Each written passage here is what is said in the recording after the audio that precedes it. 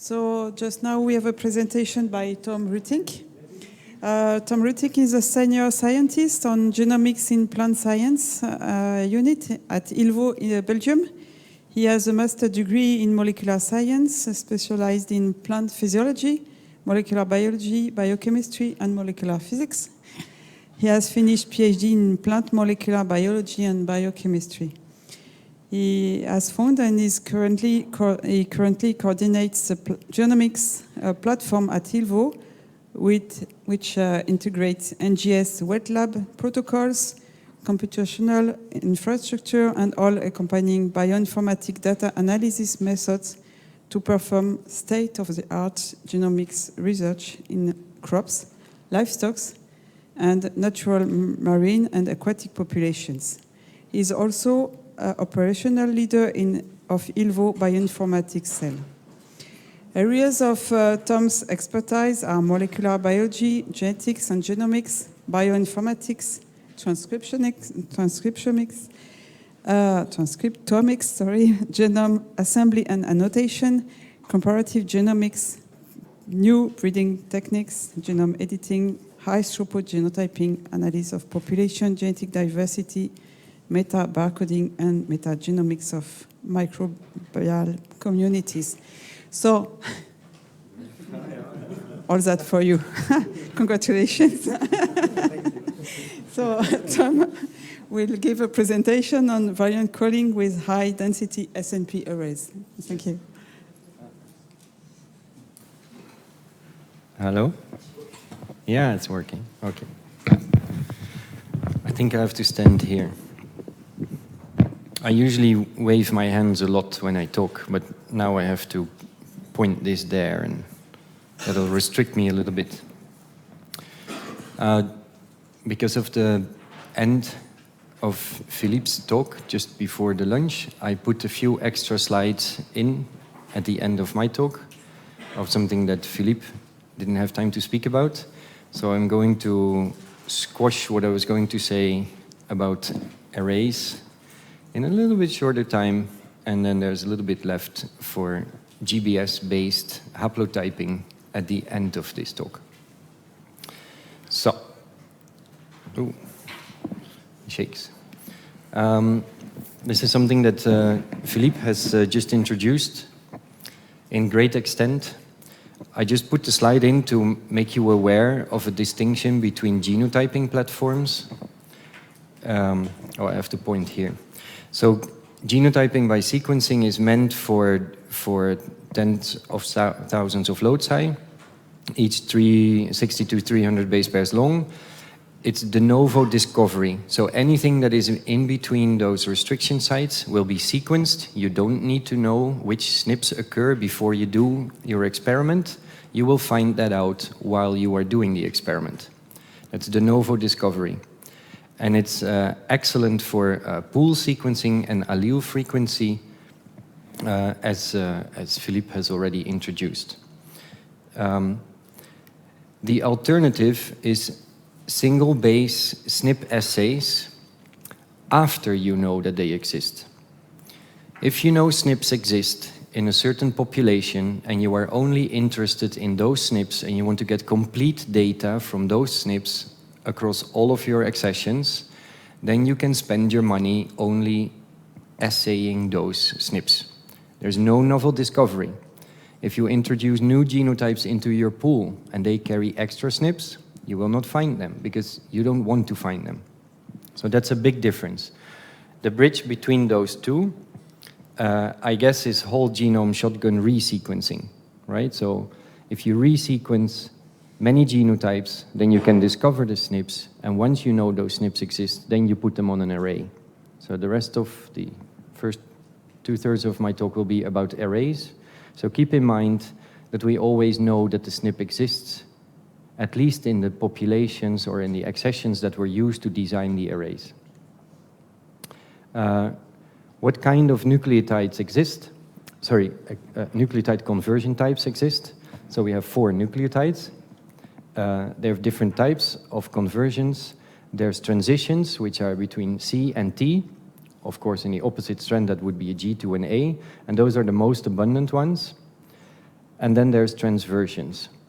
Now, for biochemical and biological reasons, I have to look here, the transitions are much more frequent than the transversions. So in many cases, if you look at which SNPs actually occur in genotyping materials, those are the types that are most frequent. So also, on SNP arrays, if you want to get an overview of all the SNPs that exist in the genome, you are most likely to want to screen C to T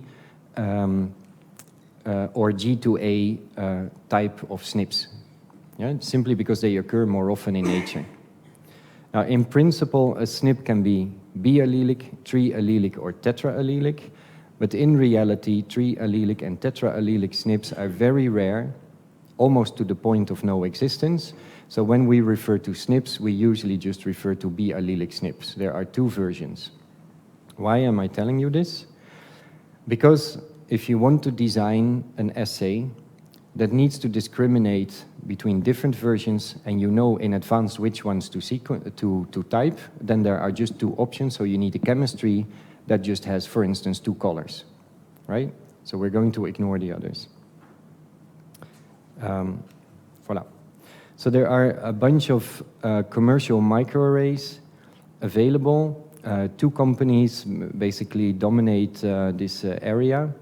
It's Illumina and Affymetrix. The Illumina Infinium 2 bead chip is used, or the Axiom microarray.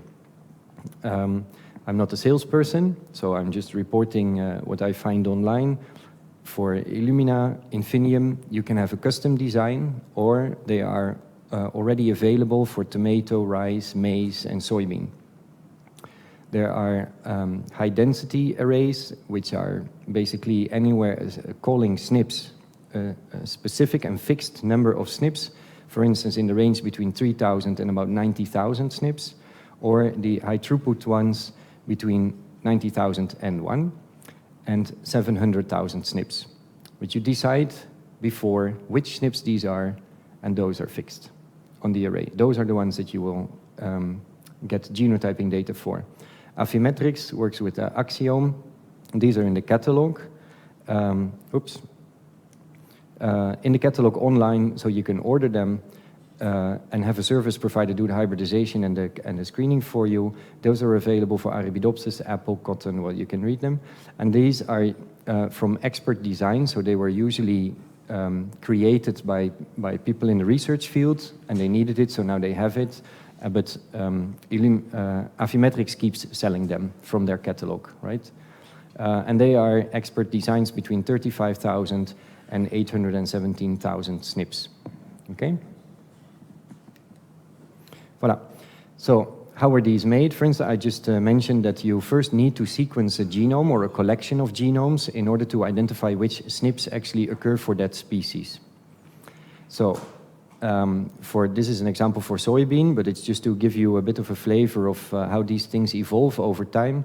So in 2010, there was a first reference genome sequence. It was a single genotype that was published, and then in 2010 there was also an undomesticated wild type was also sequenced. So now we have two genotypes sequenced.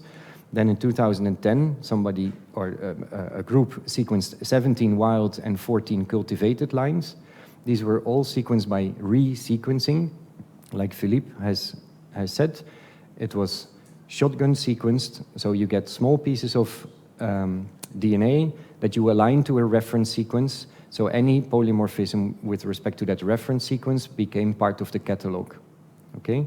So now there are, so this publication was in 2010, then there was another bunch of accessions, so now we're going to the wild, to land races, to elite cultivars, but you have to, if you do the calculation, there's only like 60 genotypes in this pool, right? So if SNPs existed in any of those 60 genotypes, they were able to make it onto the array.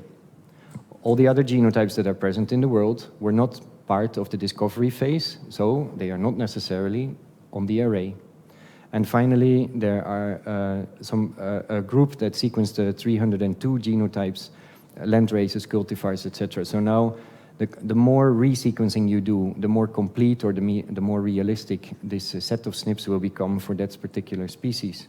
And that's also seen in the size of the arrays that people were using through time in the literature. So the first array was 1,500 SNPs. This is around 2012, so it can only have been based on the resequencing of a few lines. And the number of SNPs keeps increasing until the last one, and this is one that we have used in the EUCLER project, which was developed by Professor Deyuyu, the NJAU 355,000 SNP chip. And it shows here how many lines were either used to develop the array or used to screen the array, use the array to screen those genotypes. So these USDA lines, they were sequenced with a 50K chip that was first developed on a smaller subset. Voilà. Oh, that's back. So now, with GBS, it's all sequencing based, and we don't know what we are going to find, but we are following a procedure, and then we can have a long discussion about the bioinformatics that determine the output, right? So which SNPs are found by which programs. Philippe has already explained that it makes a big choice which software you use, which algorithms you use for read mapping, etc. For these SNP chips, this is all standardized, right? It's in the hands of a company. They give you a software. You just get the parameters right and be consistent and report those parameters when you publish something, but that's about it. So they have recommendations on the thresholds, and there's a logic behind those, and you should more or less stick to those unless specific biological aspects are playing a role. So in principle, if you use DNA microarrays, everything is much more standardized. So I will now show a little bit of background, how the chemistry works, and why those parameters exist, so that people who start to use it kind of know what they're doing. Voilà. So a DNA microarray is a chip, basically, composed of pieces of DNA concentrated onto specific areas of some kind of a solid support. And each spot of DNA, like this, is called a probe, and it represents a single gene, let's say, in a few million copies, right? So there's a few million of these little strings sticking out in that particular spot. And then you can bring your genomic DNA to hybridize to those specific probes, right? So probes are single strand, and the other strand is the genomic DNA that you are trying to type. And then those were already developed in the 1990s.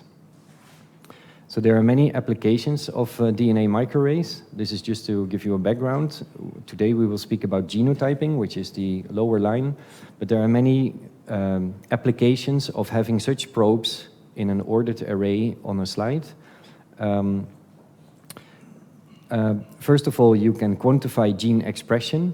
If you have an RNA, a set of RNA molecules, you turn that into cDNA, but the expression level is proportional between the number of transcripts of a particular gene and the number of cDNA molecules. So if those cDNA molecules can bind to an array, you can have a higher signal on those positions. Voilà. So that's what you could use microarrays for. A second option, for instance, is transcription factor binding site analysis, in which transcription factors, so the proteins, are cross-linked to the DNA with formaldehyde. DNA is fragmented. The transcripts of interest are then affinity purified, but they bring along the DNA, and then this DNA you can then hybridize to an array and just ask the question, who are in my sample? And then wherever there's a strong signal on the array, you know that this is the fragment of DNA that was bound. So it's kind of a fishing and detecting method. Voilà. So there are different ways to get those probes fixed onto a glass slide. It's just a technical aspect, but back in the 1990s, doesn't work. Back in the 1990s, people just used spotting pens to bring droplets of DNA, could be cloned cDNAs or something, onto glass plates. B is the method that Illumina is using. So you make little beads, and those beads you let distribute across a plate with little holes. Then Agilent, this is not really in use anymore, used inkjet nozzles and sort of print base by base and build up in this way the probes. And their Thermo Fisher or Affymetrix has this gene chip, which we will speak about in. So Illumina and Affymetrix are the ones that are most used today. So let's first discuss a bit of Illumina. It's just the way the chemistry is used to differentiate between two known nucleotides at a given position in a genome. Okay? So the bead array technology is based on these, what you can read, so 3-micron silica beads that self-assemble somehow on this grid so that there's a nice spacing between those beads. And if you take a picture of this, you can look at the fluorescence intensity of the two colors for that particular bead. And there's a complex and an elegant method to identify which bead is in which position. It's with fiber optics. And you know what is the identity of the bead, then you know what is the identity of the probe, and then you know what is the identity of the SNP, right? So, and this works for hundreds of thousands of little beads. So on that bead is a 50-mer oligonucleotide. And this oligonucleotide stops right next to the known SNP. Then fragmented DNA, genomic DNA, of the sample is applied to that microarray. So these are single-strand molecules. And then the complementary strand from the genomic DNA will be bound to that probe. But the probe is just as long as the last neighboring nucleotide of the SNP that you want to interrogate. So it's hybridized. And then labeled dNTPs are added. And the dNTPs themselves, they are again labeled with either biotin, if the nucleotide is a C or a G, or they are labeled with dinitrophenyl, if it is an A or a T. So they are just put on the slide. And then this is incorporated by a single base extension reaction, like with the polymerase. Which means that now the base that is incorporated depends on the template that is present of the genomic DNA, but it becomes fixed to the probe, right? So, if there's a heterozygous, it means that some DNA from the maternal side is swimming around, and it will bind to the probe, and it will provide the template with the next nucleotide. But if the paternal allele has a different base, this will bind to another probe on the same bead, and it will provide the alternative template. So in this case, if it's a heterozygous, two bases will be incorporated. Two different bases will be incorporated, but always one base. And then after this extension reaction, the DNA template is washed off again. We don't need it anymore. We only need it to make sure that we incorporate the correct base as one extension from the probe. And then next, you still have to detect who was incorporated, and biotin and DMP are by themselves not fluorescent, so they use a general fluorescent dye coupled either to streptavidin or to anti-DMP antibody, and in this way we bring the color to the beads. But this color can bind to all the beads at the same time, so you just need one color red and one color green, and they can bind to all of the beads together, right? So it sort of averages out the signal also across all of the probes. All of the probes have experienced the same type of coloring method. And then, of course, you excite that, and you take a laser for the correct wavelength, and you measure the signal intensity in each channel. And then, of course, 3 genotype classes can be distinguished. So this is a picture of such an array. So every bead is one little dot, and every dot gets a false color. Either you have no intensity of the red signal, which is so 0 red signal, but intensity on the green channel, or you have no intensity of the green channel, but you do have intensity of the red channel. Those are both homozygous classes. Only one base could have been incorporated. And then there's signal on the diagonal, which is basically equal amounts, but still variable amounts, but equal across the 2 channels. Okay, and then you have your genotype call actually already, because all you need to do is make sure, so a dot here is a sample for a specific bead or probe set, right? So every dot is a SNP. And the state, if it is in this cluster, it's homozygous for this allele. If it's in this cluster, the red cluster, it's homozygous for that allele. And if it's on the diagonal, or more or less on the diagonal, it's a heterozygous.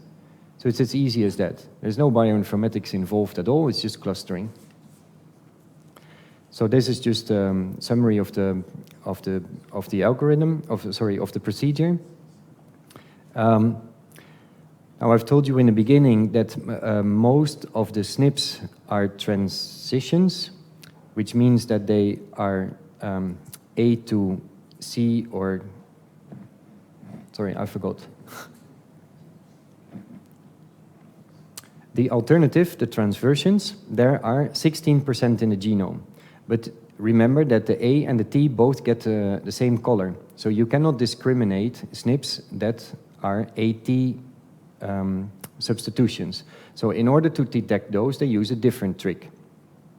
And the trick, I hope, is in the next. Oh yeah, it's here. Voilà. So the trick is to make the probe 1 base longer. Now the probe actually ends at the SNP that we are trying to detect. It incorporates this position. And only if this position can bind, there can be extension. So now we're actually labeling the next SNP, the next base pair position. And then if there is a signal, apparently the probe could bind. So apparently that base was present. And the color is just determined by the color of the nucleotide that's next. So now it's a positive versus negative signal rather than a red versus a green signal. But you can use the same chemistry, you can still use those probes, you just need to know if it is a transition or a transversion type. Voilà. So summary, the assay only distinguishes A to G, C to T, A to C, and G to T SNPs by the 2-color assay. A to T and G to C cannot be detected directly with the same chemistry, but for those you just need 2 probes, and then you use positive or negative signals to detect those. And they are all incorporated in the same array. So I've shown you that these are the SNP arrays that have now been used, for instance, for soybean. So you see that the top of this table are all Infinium beta rates, which I have just discussed the chemistry for. But there are also the latest ones, which have even more SNPs, are all based on the axiom array. So the axiom array is delivered by Thermo Fisher. It has very similar idea, except that it has a slightly different detection technology. But the idea is the same, so I will go a little bit faster this time. It's not a single base extension, it's a ligation reaction, which molecularly is almost the same, right? So you have a 30-mer in this case, not a 50, but a 30-mer, that ends right next to the place where the SNP is supposed to be, and then there are 4 types of molecules that can bind to the template just on the other side of the SNP, and the one that ends with the correct base can be ligated. Again, the signal is now merged or fused to the bead, and the template is only there to make the reaction possible. Right? So instead of making a single base extension from one end, we just make a ligation of the color from the other side. And the coloring scheme is the same. The G and the C, of course, still have the same color, and the A and the T still have the same color, because most of the time in biology, you are trying to discriminate a C or a G on the one end and an A or a T on the other end. So it's the most efficient to use the chemistry in this way. Here we go again. You can also use 2 probe sets, one on the top strand and one on the bottom strand, but again, the chemistry is the same. You need a hapten to bind and to ligate, and in this way, just fix a signal to a bead. Again, it's explained, so the hapten here can bind, so this hapten labeled in green can bind here because the T is complementary to the A, and then the ligation reaction can go on. And for probes that are trying to discriminate between an A-T polymorphism, the G here can bind because the C is in the template. It can also bind here, but in this case, if the reference genome can bind here, it means that probe 1 gets a positive signal and probe number 2 doesn't get any signal at all. So again, positive, negative versus the 2-color scheme. And here on the side, I've listed the number of SNPs that are interrogating those 2 combinations. So A, G polymorphisms are interrogated almost 200,000 times. Again, 200,000 times a T to C probe set, and then an A to C probe set is far less, and also an A to T probe set is also far less. But they're still using all types of SNPs. Voilà, so that's a summary of the procedure. And then the actual genotype calling. So on the right-hand side is the graph that I've already shown you. This is just plotting the fluorescent intensities of the 2 channels against each other in a X and Y axis. Axiom Affymetrix uses a slightly different way of showing this, but in fact it's just a calculation, a simple calculation that creates this plot out of the same data from this type of plot. But they call the x-axis the contrast, and the contrast or the log ratio is just the signal of A divided by the signal of B, and then take the log 2 of that. So it's the ratio of the 2 signal strengths. That's on the x-axis. And on the y-axis, it's the strength of the total signal, basically with this formula. So it shows that you can also make clusters like this, but the data that are behind it are just simple fluorescence values. Okay, and you can see nice clusters there, right? So it's clear that, these are homozygous for one color, these are heterozygous, and these are homozygous for the other color. Yeah. Now there's a couple of parameters that you have to set, because the example that I've just shown you is a very nice cluster. There was not a lot of discussion on who's a homozygous, who's a heterozygous, but there are a couple of things that you have to take into account when you do such an experiment, and this is the workflow that is specific for Axiom, but it's pretty similar for the other array, because the type of data is almost the same. So first you have to group your samples into batches. So I will go through all of these steps. The advice is to use minimal 1 batch and up to 50 batches of 96 samples each. So these are batches of 5,000 samples or 96 samples. Why? Because if you want to do the clustering right, you have to have at least some sort of diversity. Otherwise, it's very difficult for the software to recognize an observation that just isn't there, or a class that isn't there, right? So it's good to have diversity per batch, because otherwise the software cannot do the clustering. If there's only one genotype cluster, it doesn't even know whether it's a homozygous or a heterozygous, because there's just one cluster, right? So if you put more diversity in your set per batch, it becomes easier and easier to do the clustering and the separation, okay? Second, so it's advised to randomize your samples across the plates. Don't take one part of your breeding program and put it on the first plate, because most likely they are not polymorphic on many positions, and then you go to another plate and it's maybe fixed for something else, but you don't see it because it's not polymorphic. It's better to mix everything so that you have all genotypic classes together in one batch. include some processing controls and some reference genotypes, and then split batches only in case that there is a strong technical or biological bias. For instance, if the array prep is done really differently, you may want to process the data also as a separate batch, just to avoid batch effects. I will show some examples.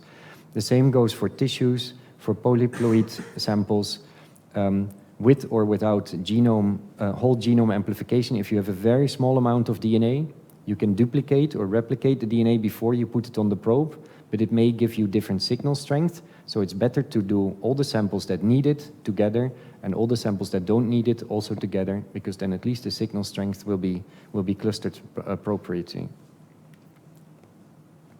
And then there's a list of, so now we're going to the light blue block. There's about 5 steps that are all incorporated into one small analysis actually, and that's to do the QC of the samples and of the plates. So the first thing that you need is to make sure that these, what they call the disk QC, is okay, and it's just a general control for contrast between the 2 fluorescent colors. If the intensity of the red overall is very similar or very low, and it's very difficult to distinguish that from the green signal per se, although we give it 2 colors, but if those 2 channels don't have a big contrast, it means that everything sort of hovers in the middle, right? That's not what you want. So for instance, if the whole array clustering looks like this because the colors just don't separate properly, then it's then it's very difficult to genotype whatever is just between those 2 clusters, right? If the clusters are nicely separated, then it's easy to separate the genotypic classes. Okay, there's just empty space between those clusters, so it's clear that everything that's blue here should really be blue. But here on this blue cluster, it's so close to the yellow, whatever is here on the border, it becomes unclear which genotypic class is really true. So the first one is the disk QC control, and it's just a basic, it doesn't have anything to do with SNP calling, it's just seeing that the intensities of the 2 channels are separated enough. Okay? The minimum level that they say is a DQC threshold of 0.82, and you are advised to exclude low disk QC samples from any further analysis. Why?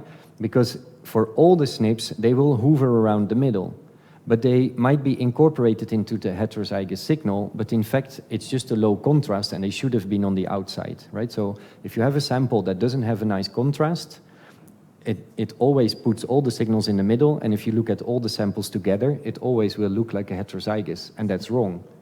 So it's better to eliminate this sample than to introduce all kind of wrong calls for that sample. So that's why you should respect those thresholds. If all of the samples of the entire plate, so 96 samples in total, have a bad signal, complain and let them repeat the experiment, but don't continue to work because the genotype calls will not be based on nicely separated clusters, right? So sometimes maybe you have to remove a bad plate, but that's the way it is. It's better to remove a bad plate than to keep working with bad signals. Second, we actually do a first round of quick genotype calls. This genotype calling is run on 20,000 known SNPs, so it's only a subset, but those SNPs are known to function very well. So it's just a technical control. It's not a genotyping control, it's just a technical control to see that SNPs that have known good probes, that are known to hybridize properly, that are known to generate nice signals properly, that at least they function well. If they don't function well, the rest of the probe sets will also not function well for that particular genomic DNA sample that you've provided. So it's only done on wet lab tested probe sets, 2 probe sets per SNP, and only for the purpose of sample QC. Then you need a combination of those 2 parameters. So you need to QC the samples based on the QC call rate. So you need to see that more than 95 or 97% of all the SNPs in this 20,000 SNP set is called. If that's not the case, something's wrong, throw away the sample, repeat the experiment. You can check for unusual patterns of relatedness, you can check for increased heterozygosity, all things you can do before you do the SNP calling on all the 300,000 SNPs. You know at least those probes should function well. If the signal for those 20,000 probes doesn't function well, forget about the rest of the samples, rest of the SNPs. You can also detect sample mix-ups, etc. So you're actually setting a short list of samples that will work well based on a set of SNPs that you know must work well. And then you have to remove plates with a QC call rate below 98.5%, which means that from then on, you expect that all your data will have a good call rate, so huge completeness of almost 100%, right? So missingness in the data that will follow is almost zero. That's what you're taking care of. Plus, the quality of the calls that you get will also be good. Okay? So, you know, it hurts to throw out samples, but it's also nice to know that once you do it, you end up with a data set that's very clean. So there are some criteria for that. For instance, the plate pass rate here goes from 0 to 100%. So the best is this bit here, which is the highest plate pass rate. And the mean QC call rate of all the passing samples should also be above. I can't read it from here, I'm sorry, maybe you also can't read it. But this block are the high quality plates, and these are all the plates that you can allow to go on to the next stage, and those plates should be removed. That was the blue block. Now we go to the red block. So we know that we've thrown out all the plates that were bad, we've thrown out all the SNPs that were bad, sorry, all the samples that were bad, based on a set of SNPs that are known to work well. Now we're going to test all the other SNPs, including, of course, the 20,000 properly called in the first one. So all SNPs now.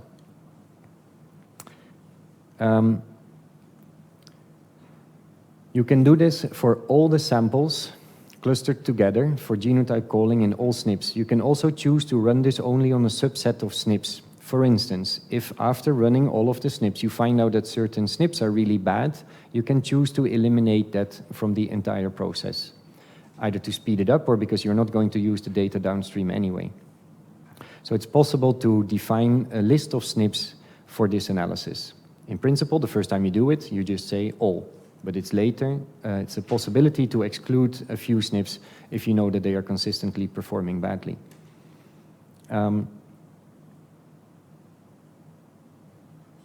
It's possible that now the sample QC call rate, so how many SNPs are actually called on the total, that this is going to drop. Because the first time you tried it, it was with 20,000 SNPs that you know would work, and now you're also going to try SNPs that may or may not work in your material. So expect a little bit of a drop there. That's normal.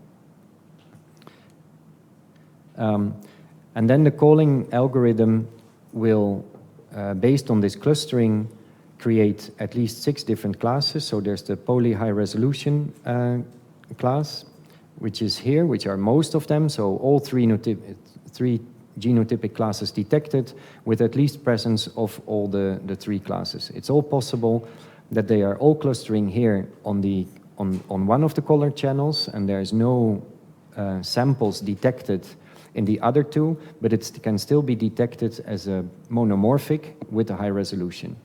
There's also a class that says there's no minor homozygous, so you are missing this class, but you do see a heterozygous. And then there is this off-target variant, which I will explain a little bit further. There's the call rate below threshold, so the clusters are just not well separated, and there's too much confusion on the actual genotypic classes per sample. And then the software says, just don't use this SNP. Forget about this SNP. There's hundreds of thousands other ones. Just don't use this one because there's a good chance that the genotype call is wrong, and you don't want to port that to the downstream analysis. And then there's the other class, which just doesn't have the clusters in positions where you normally expect them. Based on these criteria, so I will go through some of these criteria in a minute to explain why they exist. Based on those criteria, thresholds, the actual genotype classification is done or excluded from the genotype calling. And those thresholds are almost the same for all the different organisms, except that for polyploid, you don't use those. And for diploid, you can use different type of thresholds, right? So, but these are the recommendations set by the company. Then you still have to discriminate which SNPs are of a class that is useful for you, or that is recommended for downstream analysis. So for instance, these off-target variants are not recommended unless you run a special program that can recognize this type of SNP, because it doesn't cluster in 3 clusters, it clusters in 3 plus an extra one. And you have to do something with the samples that cluster in this extra bit. You have to recognize that they don't cluster where they are supposed to. But this is the classes that are called are then recommended or not recommended. For instance, this diploid inbred only, the no minor HOM is not recommended for downstream analysis. Okay? So let's start with the call rate. Again, this is now not on 20,000 SNPs, but on all the SNPs, but this is a picture for a single SNP. The call rate is simply the number of samples called divided by the total number of samples. And it's a bit difficult to see, but there are like gray blocks here in this region and in this region. And if too many samples are in those gray areas, the call rate drops. And if it becomes below 95 or 97%, it means that this SNP doesn't carry enough resolution to do the calling correctly. Software suggests just to eliminate that SNP. This, of course, this SNP has a very good call. So here the call rate for that SNP is 100%. Yeah? But those thresholds may be species dependent. So you have to look at your data and just see how often these call rates are found and look at the distribution. But in principle, you should stick to the thresholds. Then there's the Fisher's linear discriminant with this formula, and it basically evaluates whether the center of the cluster in the x-axis, the center of the cluster is sufficiently separated from each other. If the centers of those clusters are not sufficiently separated from each other, there is still separation between some clusters, but not all. And then the software says, well, I'm not actually sure that these are really blue or homozygous. Maybe we're just not seeing these true homozygous ones, and these are actually heterozygous. So the software warns you that if the clusters have a bit of a strange shape or not the position that you expect them to be, you should get a warning, and it's just a calculated warning that says, if the distance is not big enough, we're not sure, so it's better just to eliminate the SNP. And again, there's hundreds of thousands other SNPs that may be very good that you can just use. But look at the distribution of those values and respect the thresholds. Then there's the next classes are the het-SO and the HOM-RO. So first, the HOM-RO, which is the homozygous class ratio offset. So the ratio is the x-axis. It's a slightly different value than the FLD that I've just shown you. It's the center of the homozygous class far away enough from the 0. If it is not far enough away from the 0, probably it didn't have an intensity at all, and actually it's not a homozygous class, it's probably a heterozygous class, or it doesn't even exist. So if this blue one, it's called the blue one because it's on the left-hand side of the graph, but in fact it's centered around 0, and 0 means equal intensity for the two colors.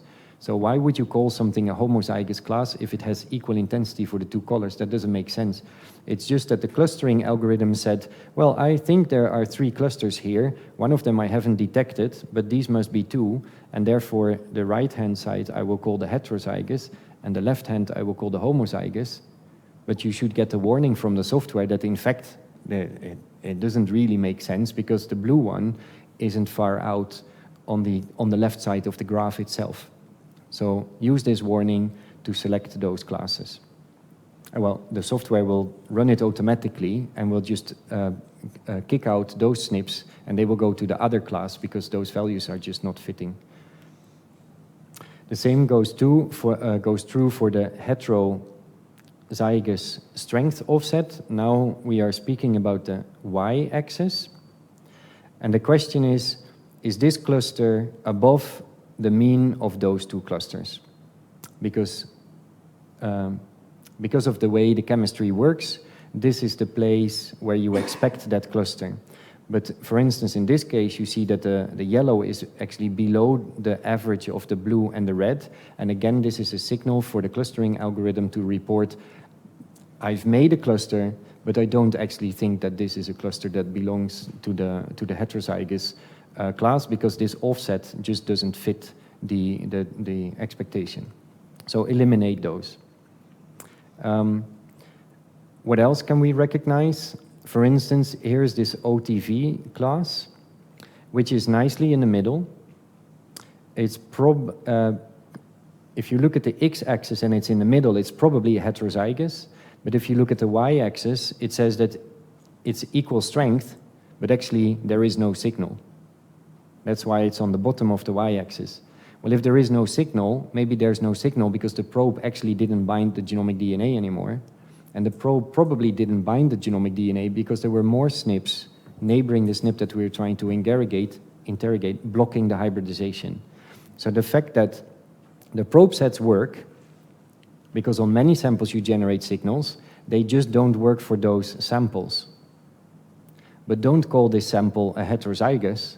Recognize that this sample doesn't have a signal and put it in a class that says, I have no call. This should be missing data, actually. There's a biological reason for not having a signal for that SNP in that sample. And it's usually that the probes don't bind because of secondary effects, like additional SNPs or indels or something like this in the genomic DNA that is supposed to act like a template for the base extension, right? So it's important to recognize that these classes exist. There can be many different reasons for it, but the first is just, if you want to use the software, just recognize that these classes exist and put them in a special class and don't take them along to the rest of the analysis unless you've spent some time looking for the underlying reasons.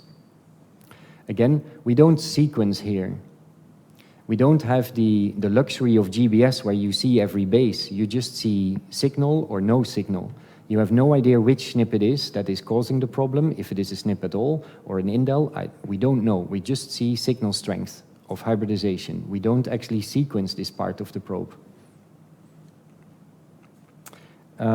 There are many reasons why you could find multi-cluster patterns. So you can recognize this OTV cluster by now. So this is no signal, actually. But yeah, if there's no signal, it's also kind of equal, but it's not really a true genotypic class. But these things can also happen, that you see little clusters. It's possible, for instance, that some of the batches, like a complete plate, just had lower signal intensity. But if you combine that batch in the analysis with another batch that had overall really high signal intensities, then the separation between clusters is just a technical artifact. It has nothing to do with the genotype calling, but it confuses the clustering algorithm. So it's good to have a look at those type of situations. If they occur very, very often, go back into the process and check for plate effects, for instance. Okay?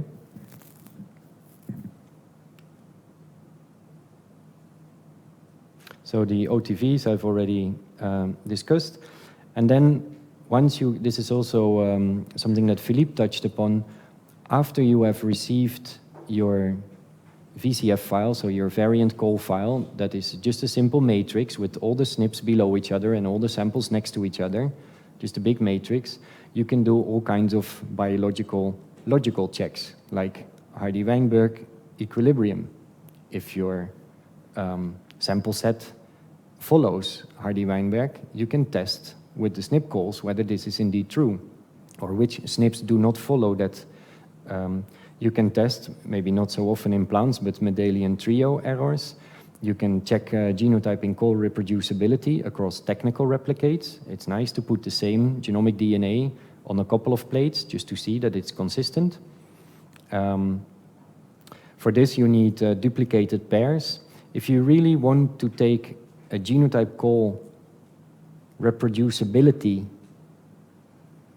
as a measure for the quality, and then also use that to include SNPs, saying, well, you know, these have parameters that fit my minimal criteria, I can still include them, but then you have to have a very good estimate of the variation across all your samples, right?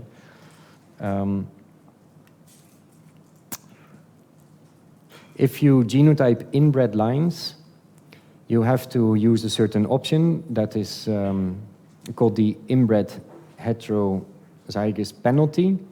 It basically puts a penalty on the clustering software for trying to find a heterozygous class.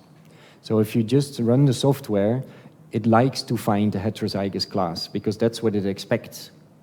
But if you know that there are very few heterozygous sites in an inbred line, you should tell the software that it shouldn't be so eager to find a heterozygous class. It's actually bad to want to find it.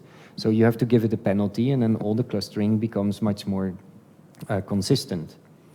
Okay, so it's a bit unclear to me where these numbers come from, but you should put a value between 0 and 16, and the recommendation is to put 4. Well, there you go. And the manual also says you can play with those numbers, but just start with 4 for all the inbred lines. And don't mix inbred lines with non-inbred lines, because the software is trying to cluster everything, and then it doesn't have a good expectation of where the heterozygous classes should be and where they shouldn't be, or sort of what is the frequency of observations. Last part, copy number variation. For some arrays, but not for all, so to be specified by the producer of the array, it is possible to detect copy number variation. So copy number variation, just to make sure that we are all speaking about the same thing, you have a genome, let's say the maternal genome, and it has a gene, and this gene simply is lost from the paternal genome. That's a copy number variation. It's a large deletion. It's a deletion that spans both the probe and the SNP. So there's no DNA of one of the 2 chromosomes that can actually go to the probe and bind it. Which means that on all the chromosomal DNA that you have, those copies are missing. But for all the other positions, there are 2 copies. So the overall signal strength of hybridizing those 2 genomes, the subgenomes to the probes, is normal, except for the place where the other copy is lost, right? So there's just less molecules that have a chance to go to the probe and bind there. Or there can be a duplication, because some of the chromosomes, maybe a part is duplicated, and now suddenly there are 2 molecules that can bind to the probe on one chromosomal strand, right? So, and you can see this from the signal strength. So this 1 dot is a SNP, and the top is the reference genome. So there are thousands of SNPs in this region, and they all hover around a certain signal strength with a certain average. So you cannot do copy number variation on a single SNP. It makes no sense. You have to do this for large regions where you go for the global average of signal strength across that region. And then suddenly you come into a region where signal strength is elevated, right? So and this is because there are simply for every chromosome, there are now 3 copies of something that you are trying to hybridize. That's why the signal strength has increased.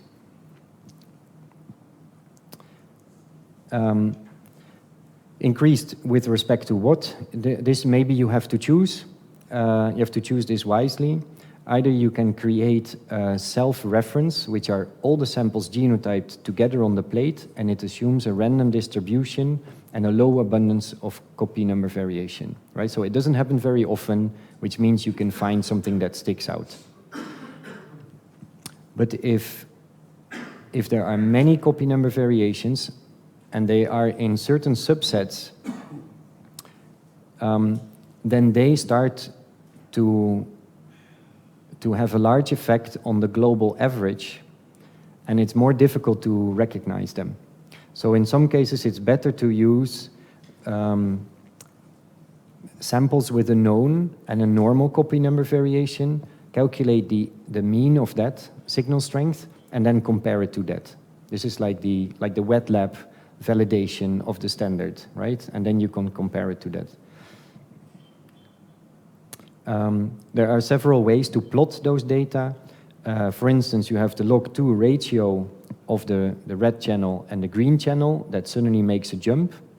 You can also plot the relative, so let's start on this side, the relative strength of the B allele over all. So SNPs that are homozygous B are here, SNPs that are heterozygous are in the middle, and SNPs that are homozygous A are here, if you just have a diploid state. There, you know, on average, this is the signal strength of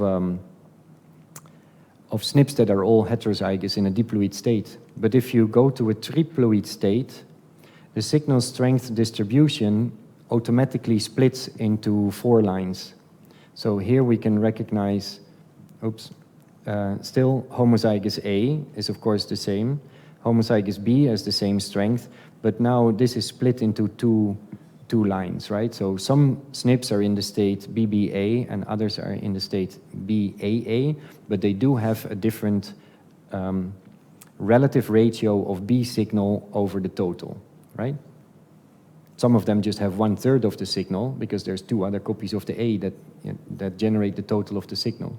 So it's easy to recognize that this whole region, thousands of SNPs, are all duplicated. Okay? It's also easy, well, not easy, but the software is trained to look for regions with minimal 25 SNPs that have this copy number variation. So in this case, you can see a small region of the genome that has copy number variation, and all the rest is normal distributed. Voilà. If the technology has done what it's supposed to do, and your samples have a very good genomic DNA quality, so it's very pure, it doesn't interfere with the detection, etc., etc., the mean of across all your samples is fairly small, and it's easier to detect the difference of a 2-fold or a log 2-fold change. But in certain sample sets, the variation across all of your samples, across all of the SNPs is so large that it actually becomes very difficult to run the statistics and say, yeah, this region is really, you know, twice as intense. So there's a couple of QC measures for that also. And that was it for now. Thank you. Thank you, Tom. So we have plenty of time for questions to Tom. So please, who would like to start with the first question? Tom, as you showed the distribution of these plotting with the homozygous and heterozygous, there were green spots in the yellow cluster. What does that mean? It means that whichever algorithm assigned the green color to that spot made an assumption that somehow it must have been a heterozygous. But this goes back to the I think the discussion with the GBS. If you have 1 read versus 4 reads, do you call it a heterozygous or do you call it a homozygous? In fact, we can also plot those on the same axis and look at the relative read depth. And in some cases, if the clustering is clear, there's nothing in between the clusters. But the fact that they jump, in fact, is no one would do it manually, but sometimes the clustering algorithms, they make strange shapes. I would say that this is a wrong call. So you don't expect those things. But let's say that you don't expect those things if the clustering is proper. But they are all signal strength based graphs. And the signal strength is determined by the hybridization conditions. It's depending, of course, on the GC content of the probe. It's depending on the secondary structure of this DNA folding. So you cannot always design a perfect probe next to a SNP that you want to interrogate, which affects signal strength. So some signals, some probes just don't work so well. They pass all the design criteria, but it doesn't mean that in reality they really bind so well. Does that make switching of calls suddenly into the other group? Normally it shouldn't happen. What is a bigger problem, or what is, I guess, more often a problem, is that it's just not clear where, like in this example here, it's just not clear who belongs to which cluster, right? Because the clusters are almost overlapping and the software has to cut the border somewhere. So I would expect more often that in this case, maybe sometimes a yellow one jumps to the red and a red one jumps to the yellow. But in the graph that you were referring to, it doesn't make sense to me either. Yeah. Okay, thank you. I just copy the graph from a manual, so I don't know what's behind the data. Yeah. Okay, thank you. Other questions?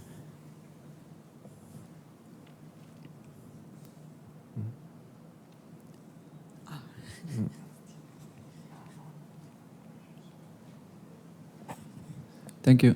Tom, you mentioned cluster algorithm or multiple cluster algorithms. Do you have an idea what is being used as cluster algorithms? I imagine there's something non-hierarchical going on, like k-means or so.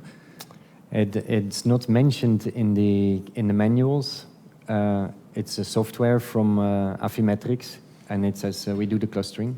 So I think you have to go into the manual or the background from this. So I'm not aware of this. Maybe I'm not the best person to answer which algorithm is used for clustering. There is also, it's called the FIT Tetra. It was developed by Forips in Wageningen. So all of these algorithms are provided by the software from Affymetrix, but they have also used clustering algorithms that third parties have developed, for instance, for calling tetraploids.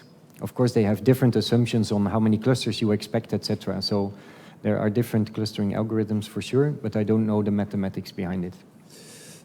I understand, but I asked the question because lately there have been several commercial companies claiming they have day superior cluster algorithm for such applications. Right. Have you have any experience on what does one cluster algorithm change versus another one? Are there big differences to expect? I don't have this experience, mainly because I guess we're just using the software that comes with the slides. So we have not processed the same fluorescence intensity data with other algorithms. Yeah, okay. But it must be possible. In principle, you get the fluorescence data. So you know the intensity of the red signal, you know the intensity of the green signal. You get all the accompanying files that say this probe set belongs to that SNP. So in principle, you can do all the clustering completely outside the software that they run. I would assume that then for those clusters, you would still need to set thresholds like offsets, etc., to run through the sort of the calling procedures to say this is an off-target genotype, this is a true genotype, etc. So I think that it sort of comes as one package, right? If you use this clustering algorithm, those are the most useful thresholds for saying this SNP is actually not really clustered so properly, so maybe we should eliminate that SNP. So I would assume that they would have to benchmark somehow also different clustering algorithms together with different thresholds for QC of the calling, if that makes sense. Yes, exactly. That's in fact what I was hoping that you would have had knowledge of studies that have already done that, because now it's very unclear. There are bold claims about what these clustered algorithms can do, but as you've mentioned, mathematical details are not provided, so there is no way to verify except an extensive benchmark study. I agree. And then secondly, so maybe it's good to have this slide on now. Different clustering algorithms will still have a problem with this data. So that is also what I expect. Actually. Basically, if you use your knowledge of the chemistry, then this blue one could never have been a homozygous call because it's above this one and it's centered around 0. So it should have been a heterozygous call. It has nothing to do with the clustering. It has mostly to do with the positioning of the signal in the graph. And then it's a bit unclear why this clustering algorithm has still chosen to make 2 clusters of something that's on the far right and still calls one of them a heterozygous state. So clustering is one thing, but positioning is something else. So you need priors also for this to say, I expect my cluster here, so if I have data there, I will assign it there.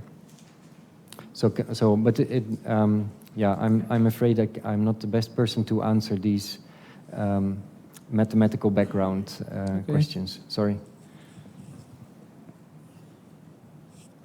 More questions? I can have a question. You mentioned 2 main providers, yes. so Affymetrix and Illumina. Yeah. Let's imagine I'm working on Maze, and you have mentioned Maze on both, for both techniques. Why should I choose one or the other? What is it only a choice from the number of markers, or? For maize is different. So in soybean, I think I've shown the numbers for soybean. In soybean, I think the Illumina goes up to 50K. They've been developed for the USDA materials. The soybean ones that are developed by Professor Deyu, they go up to 255. They've been mostly designed based on wild and Chinese materials. So sometimes it makes a difference whether your germplasm is mostly related to the genotypes that were selected to create the SNPs. So if you have this background, I think it's good to choose the one that is most closely related, because you will have the best chance of finding SNPs that are relevant. Cost price could be an issue. Things like, I think both of them, technically, they are top level results that you get from them. They've been very standardized, and you get call rates of 99%, and maybe you throw away a few, but also don't forget that the LD in certain species is huge. So LD, if I'm correct, is like 100 kb or so in soybean, but the SNP density is much higher than that. So if you lose 3 or 4 SNPs out of 20, you're still in the same block. So don't be too afraid to throw away a little bit of the data. Don't throw away stuff that is not supposed to be thrown away. So check it. But don't force things that can't. So in this case, or in this case, maybe you shouldn't force that SNP into a certain class if actually the intensity signals are not meant for this. So and there could be some. I'm not sure that I think that the quality of the DNA that you need to provide to the service providers will be the same, right? It has to be pure and sort of intact, etc. So. Thank you. Other question? I can have another question, but yeah. would prefer the audience to have a question. I'm just frightened because you mentioned we have to check almost each marker. Is it manually made, or no, is it a sort of each, automatism? Because it depends on who you talk to. So the manual says check 200 examples from each class. So check 200 of those graphs. So it means 200 SNPs, or yes, 200 SNPs. Yeah. So all the samples are together in one of those graphs, and for each graph that you get, so there's 6 classes. Poly, high resolution, no minor, etc. So for each of those classes, they suggest to check 200 SNPs or so. And then probably in those 1,000 or so, and you just open them, it goes fairly quickly. If you see sort of things that keep appearing, then you can make a selection of a plate, for instance. You say, it's strange that there's always a group right next to all the others. Try to select a plate and indicate them, and then you can see, yeah, it's just a plate effect. That's why I have this in my data set. But if you just have 5 plates, this is not a huge job, and you will see it in many SNPs anyway, because it's so systematic. So there are things on the plate level that are systematic. There are nice routines to just check that. There are things on the SNP level.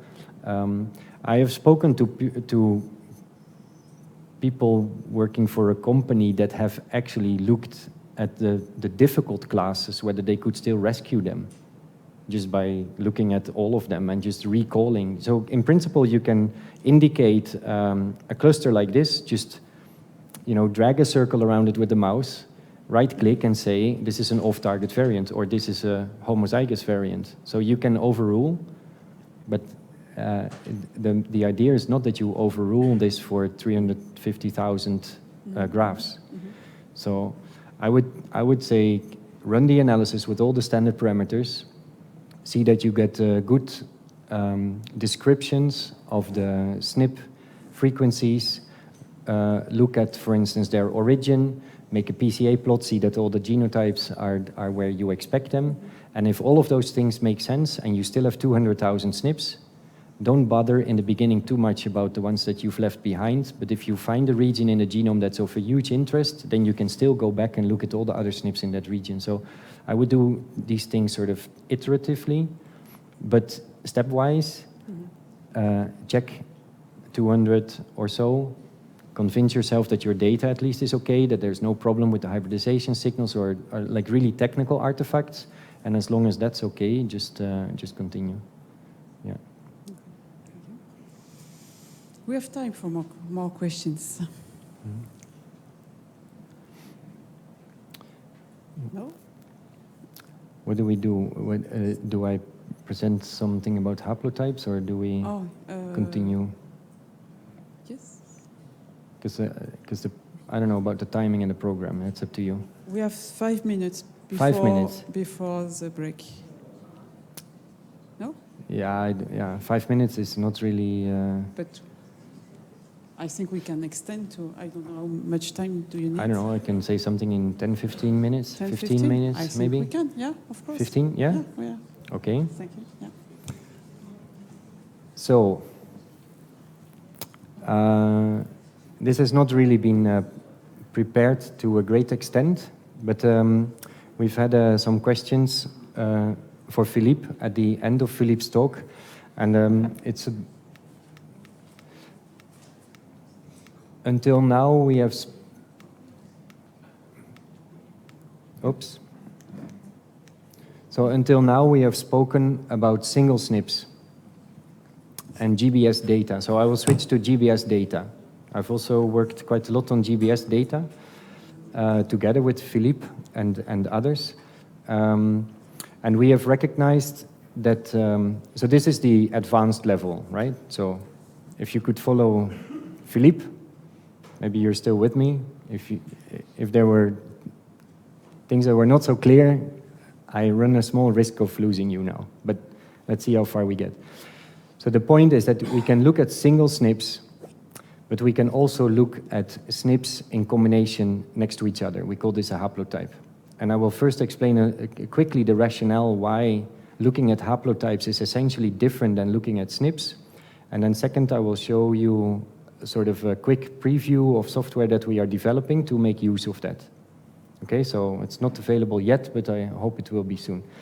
So it was developed with a couple of excellent programmers at our site and also Professor Computational Biology at the University of Kent.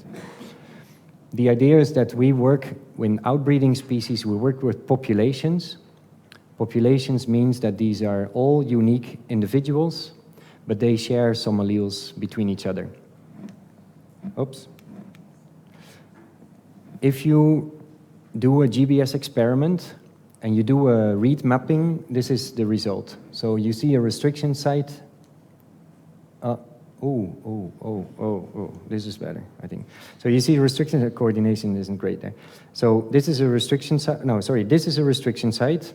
We're sequencing backwards, right? And there's like 100 base pairs or so that we sequence. And these are all the different reads that we get, okay? Normally, we detect a SNP looking from top to bottom. This is what Philippe has explained. So this is not 5 reads, this is like 50 or so reads, and you can count how many times there's a C and how many times there's the alternative, and then you can calculate the reference allele frequency, right? So far, so good. This is now in populations.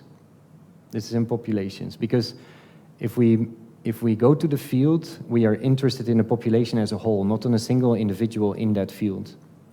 Okay, so let's say that those are the different plants that have given rise to those different alleles, right? So there's a couple of plants that are not so abundant here, and some plants types that are much more abundant, so they increase the allele frequency there, right? But this is a reflection of the alleles that are carried by that population. Now let's say that we have this population here, and we give it some kind of a drought treatment, for instance, and the result of that is that the red genotypes are fit, they survive, they expand maybe, and some others they die because they just don't survive. So if we now sample this again, we see a shift in the allele frequencies, right?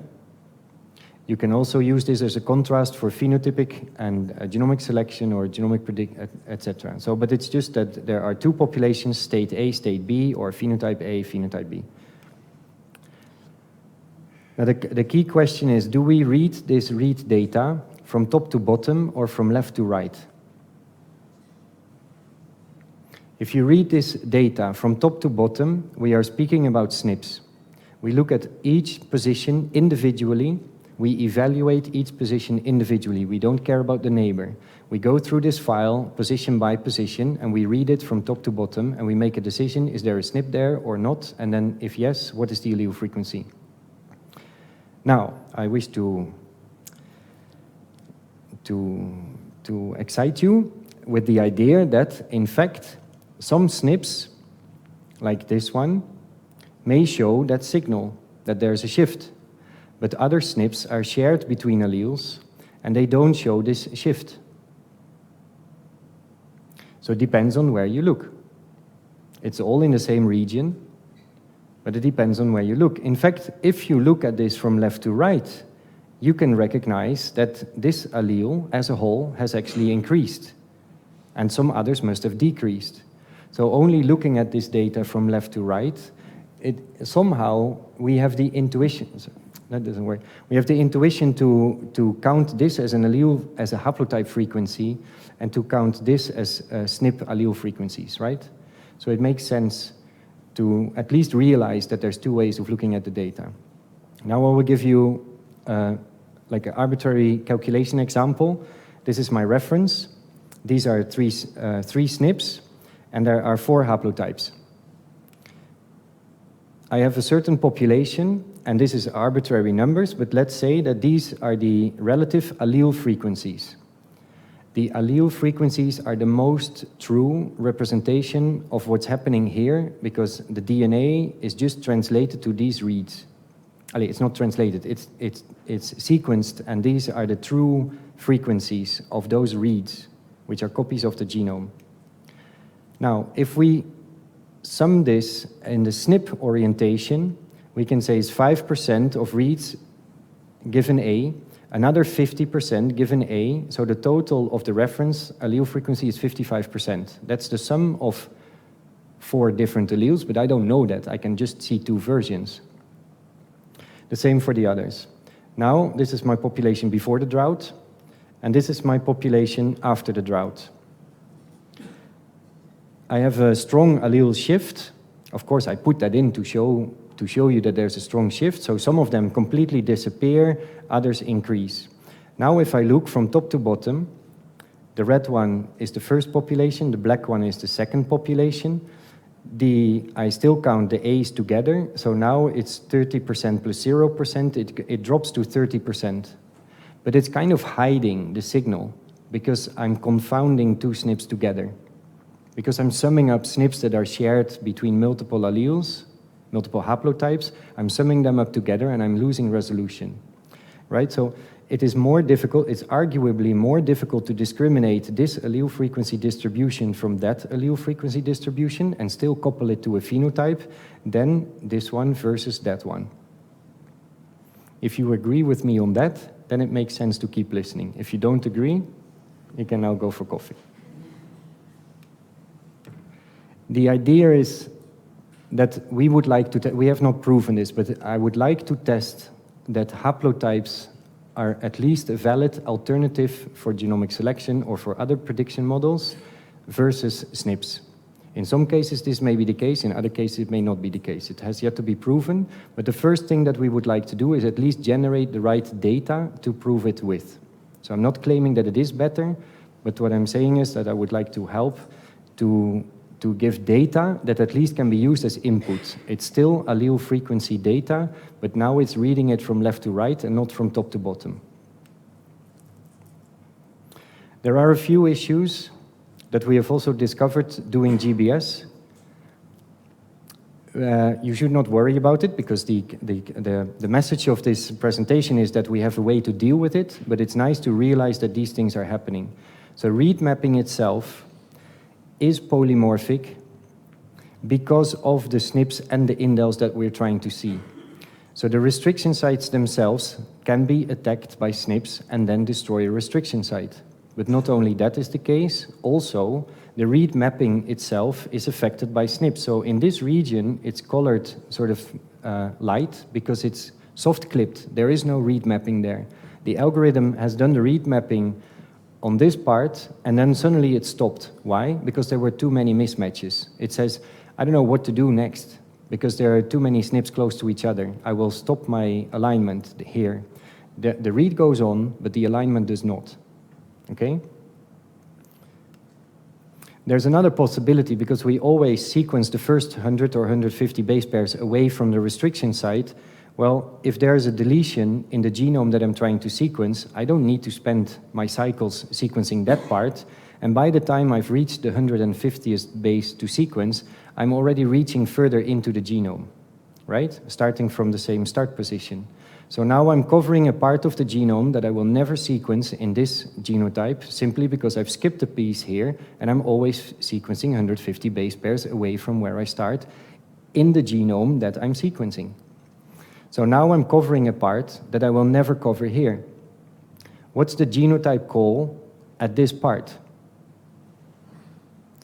Hands up for heterozygous. Hands up for homozygous.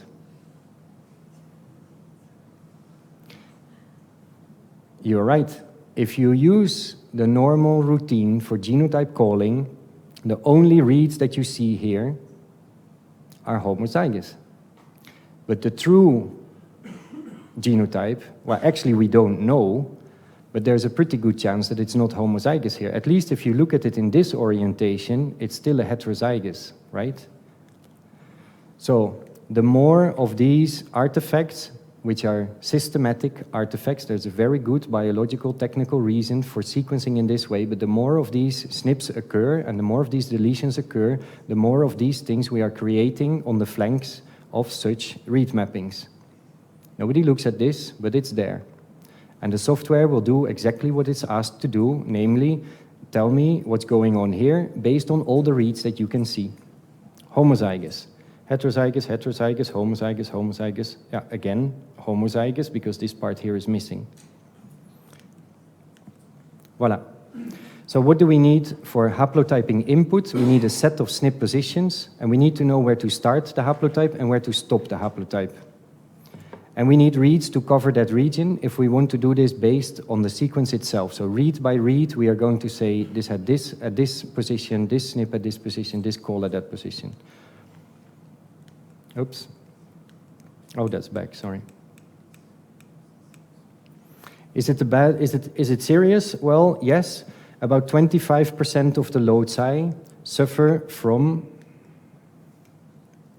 25% from the loci suffer from these things, with a potential chance to miss those calls or misinterpret them. 14% have an insertion of some length, 16% have a deletion of some length, which means that we are now expanding or subtracting from the borders. And about 25% of the SNPs actually create or destroy a restriction site This is based on genome sequencing of 750 ryegrass individuals, outcrossing highly diverse materials. It's also applicable to other types of outbreeding materials. And 30% of the stacks are actually outside where you would, if you would use the reference sequence as anchor points, because you know where the restriction sites are there. 30% of the reads are just somewhere else, because in those genotypes there was a restriction site. Okay, so you cannot use the reference to target your start and your stops for those things. And the answer is simply follow the data. Don't follow the reference. Just look at where the reads are aligned on the reference. Just map them, and then look where all those stacks are positioned. So you don't need a reference sequence with a certain position of restriction sites to know where you want to look. Just look at the BAM files and look at where the reads are aligned. And then, let's see, sorry. What we propose is that we use this as a position marker, that we use this as a position marker, but that we also start to use this as a position marker. This is a polymorphism that is consistent. It's almost like an AFLP type of marker, but it's consistent and therefore we can use it. So we want to evaluate whether this read starts here and stops here, or whether it starts here and stops here as a different allele. As long as this is happening in a consistent way, we can use it as a marker. Until now, nobody's using that as a marker. We're actually doing the wrong thing by saying there's no data there, and we're not using that as a marker. Oops. So what I propose to do is we've written a program that's called SMAP for stack mapping anchor points, so where are the borders of our data. We take a file and we simply look at all the reads, and we make these little stacks. We throw away whatever is not sequenced pretty deeply, and we say this is one version, this is another version, this is another version, but it's not sequenced very deeply, so we're going to eliminate it. So now we have just two versions basically covering this area of the genome. And they are overlapping with each other, so we still consider them one locus. And we make a cluster out of those. And then we go to the next BAM file, and we do the same thing. But here there can be totally different alleles, different reasons why those reads align but not align completely. We make little stacks of those, and we sum up those stacks also. And now we have two sets of stacks, one in one sample and one in the other sample, and we also know the polymorphisms within those stacks. I'm not speaking about SNPs at all. I'm just looking at where the reads are positioned in the genome, where the alignments are. And then finally, of course, we combine those two, and we ask which stacks from the one set overlap positionally with positions of the other stack. So now we know that this position in the genome actually was observed in two different files, and we also know the internal polymorphisms within that. Does that make sense? What's interesting in this is that this kind of analysis, first, is really quick. It just takes a minute per BAM file of 1 million reads or so. And then second is that you do this analysis before you do the SNP calling, because now we know where at least there are reads across multiple samples. This is automatic output, so it's a bit difficult to see, but you get such a saturation curve, so you know that you've sequenced deep enough to at least cover, all the positions that you were supposed to cover in the genome. This is sort of the distribution of how many alternative alleles you may find. And we see that most of them are just one alternative, but many of them actually have 2 or 3 or 4 or 5 alternatives. This is in pool sequencing, so many unique individuals in a pool. This is the read depth, highly skewed to the left. If it's highly skewed to the left, tell your sequence provider to sequence more and move the whole read depth distribution more to the right. And this is completeness, so this is 48 samples. Many of the loci have only been observed in one of those 48 samples. That's here, so 1 out of 48 samples have seen that locus. All the other files don't have the locus because they probably don't have the restriction sites at the right places in the reference genome. 48 out of 48, these are the stacks that are nicely shared by all of your samples. This is nice to know before you do any SNP calling because it explains a lot about the missing data. there were just no restriction sites on those positions in those individuals, so don't expect a read to position there. So it's nice to have such data before you do any SNP calling, because you can also say, actually, I'm mostly interested in all the loci that have completeness and forget about all the rest. I don't need to do SNP calling there because I'm never going to use it downstream anyway. So that's one. So this delineates where all the reads are, and it gives you a pretty good idea about completeness and read depth. And then there's something that I call the haplotyper. So the idea is that now that I know where reads start and stop, I even know polymorphisms in the start and stop sites, I can now code this read like zeros and ones for all of the positions that are relevant. I have to use a third-party program to find the SNPs, but at least I know where to look for the SNPs, and I can follow that program and then identify the SNPs, and then start to phase them, read by read. Okay? So all of these reads get this type of haplotype coding. These ones get a haplotype coding that says, well, there's a couple of places missing here, so I just fill in a dot, but it's still the same length of the string. It's just another haplotype. It says it's partial, basically, and all the other versions. And I can also count, because I keep count of the haplotypes, I can also then calculate what is the relative haplotype frequency.